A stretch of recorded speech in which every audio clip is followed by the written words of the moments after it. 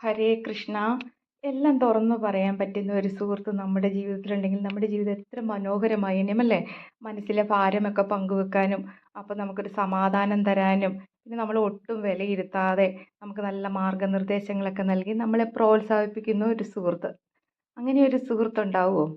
അതായത് നമ്മളിൽ നിന്ന് തിരിച്ചൊന്നും പ്രതീക്ഷിക്കാതെ നമ്മളെ സ്നേഹിക്കുന്ന ഒരാൾ ഉണ്ടാവുമോ? ഈ ലോകം മുഴുവൻ തപ്പിയാലും കാണാൻ സാധ്യത കുറവാണ്.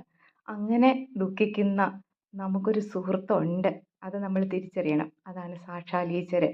അതായത് നമ്മുടെ എല്ലാ പ്രാർത്ഥനകളും സ്വീകരിച്ച് നമുക്കതിൻ്റെ ഫലത്തെ പ്രദാനം ചെയ്യുന്ന അത് ഈ ലോകത്തിൻ്റെ മൊത്തം മഹേശ്വരനും സർവ്വജീവികളുടെ സുഹൃത്തായിട്ടിരിക്കുന്ന ഈശ്വരൻ. ആ സുഹൃത്തിനോട് നമുക്ക് നമ്മുടെ എല്ലാ ദുഃഖങ്ങളും പങ്കുവെക്കാം, എല്ലാ ആവശ്യങ്ങളും പങ്കുവെക്കാം. അപ്പം ഇനി ഒട്ടും മടിക്കേണ്ട. ഭഗവത്ഗീത 5-ാം അധ്യായം 29-ാമത്തെ ശ്ലോകത്തിൽ ഭഗവാൻ പറയുന്നു, ഭോക്താരം യജ്ഞതപസാം സർവലോകമഹേശ്വരം സുഹൃദം സർവഭൂതാനാം ജ്ഞാത്വാ മാം ശാന്തി മൃച്ഛതി. അപ്പം ഈ സുഹൃത്തിനെ നമ്മളങ്ങ് സ്വീകരിക്കുക, നമ്മുടെ എല്ലാ കാര്യങ്ങളും പങ്കുവെക്കുക. അപ്പം ഹരേ കൃഷ്ണ.